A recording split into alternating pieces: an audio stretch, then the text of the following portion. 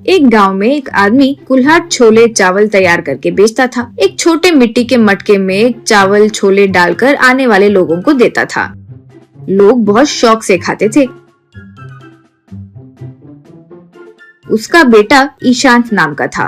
वो पिता के दिए पैसे लेकर आवारा घूमता रहता था। ऊपर से वो एक बेवकूफ भी था। जो भी वो कहता वही सही है यूँ समझता था। वो लोगों को इशारे करके बताता रहता था कि वो क्या सोच रहा है। उन्हें वो क्या बोल रहा है समझ नहीं आता तो वे सर पकड़ लेते थे। इससे अगर वो दूर से आने वाला है तो लोग भाग जाते थे।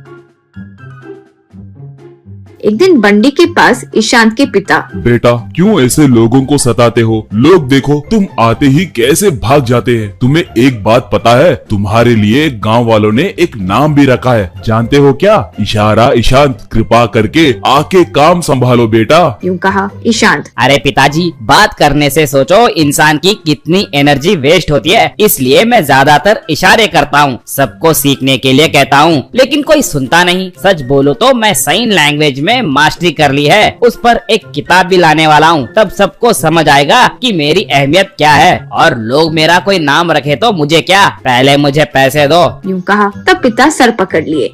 उसी गांव में आशुतोष नाम का एक बड़ा आदमी रहता था। गांव में किसी को भी समस्या होती तो वो अच्छे से उनका परिष्कार देता था। एक दिन ईशांत के पिता आशुतोष के पास जाकर बेटी के बारे में बताकर दुखी हुए। आशुतोष, हाँ क्या? तो ऐसे मूर्ख को सबक सिखाना होगा। सोचकर उसे क्या करना है कहा। फिर पिता ईशांत से, बेटा ईशांत, कल तुमने कहा ना कि साइन लैंग्वेज पर किताब लिखोगे, है ना? वो बात आशुतोष जी को पता चली और उन्हें तुम बहुत पसंद आए। पुस्तक का खर्च वही करेंगे बोले, तुम्हें एक बार आकर मिलने के लिए बोले। यूँ कहा। वो सुनकर ईशांत खुश हो गया। अगले दिन पिता ईशांत को लेकर आशुतोष के पास आए। आशुतोष, तुम्हारा ये साइन लैंग्वेज की सोच मुझे अच्छी लगी और मुझे कल ही एक बात पता चली। देश में एक प्रसिद्ध साइन लैंग्वेज का पंडित हमारे घर आने वाले हैं। वो भी तुम्हारी तरह साइन लैंग्वेज में बात करते हैं। तुम उनके साथ साइन लैंग्वेज में जीत गए तो तुम्हारे पुस्तक का होने वाला खर्च मैं करूँगा। अगर तुम हार गए तो ऐसे बेकार घूमना बंद करोगे और जैसे तुम्हारे पिताजी कहते हैं वैसे सुनना होगा, ठीक है? यूँ कहा ईशांत। ठीक है, कहकर आ गया। फिर आशुतोष अपने पास काम करने वाले एक इंसान को बुलाया। उसका एक आंख नहीं था। उसे आशुतोष, रे शुभम, कल एक पंडित आकर तुम्हें साइन लैंग्वेज में प्रश्न पूछेगा। तुम भी साइन करके जवाब देना। कोई भी परिस्थिति में तुम मुंह मत खोलना। यूँ कहा। तब वो, ठीक है श्रीमान। यूँ कहा। अगले दिन आशुतोष शुभम को एक पंडित के वेश में पहनाकर उसे घर पर एक कुर्सी पर बिठाया। ईशांत पिता के साथ वहाँ आया।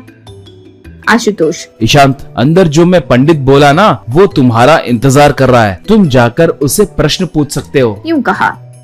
ईशांत अंदर जाकर शुभम को नमस्कार करके सामने कुर्सी में बैठा। ईशांत अब शुभम को एक उंगली दिखाया, तब शुभम उसे 2 उंगली दिखाया।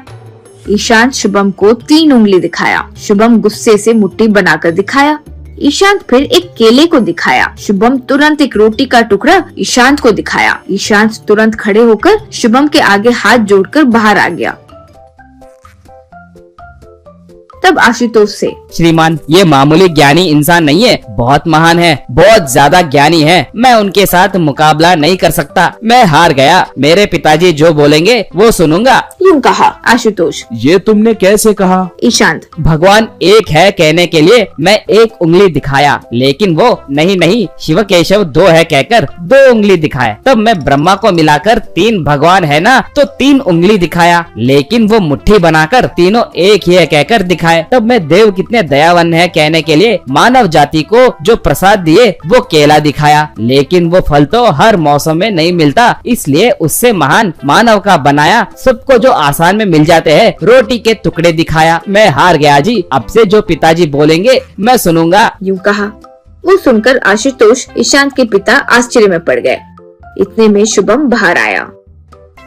आशुतोष। रे शुभम, जो वो पूछा तुम्हें क्या समझ आया? यूं कहा शुभम। श्रीमान, वो पंडित पता नहीं कौन है लेकिन कमीना था। वो अंदर आते ही मेरा मजाक उड़ाने के लिए तुम्हारी एक ही आंख है ना सोचकर एक उंगली दिखाया। मुझे गुस्सा आया लेकिन दबाकर कहा कि तुम्हारी दोनों आंखों से अच्छा मेरी एक आंख है कहते हुए 2 उंगली दिखाया। तो वो बात नहीं छोड़ा और उसके 2 आंख मेरी एक आंख मिलाकर 3 होते हैं, इसलिए 3 उंगली दिखाया। मुझे गुस्सा आया और फिर मेरी आंख के बारे में बात किया तो मुंह तोड़ दूंगा कहते हुए मुट्ठी दिखाया। वो डर गया और मेरे साथ अच्छा पेश आने के लिए मुझे एक केला दिखाया जी। मुझे गुस्सा आया तो तुम्हारा बेकार केला किसे चाहिए रे, मुझे मेरी रोटी बस है कहते हुए रोटी दिखाया। बस डरकर हाथ जोड़कर भाग गया कमीना। यूं कहा। ये सुनकर दोनों खूब हंसने लगे।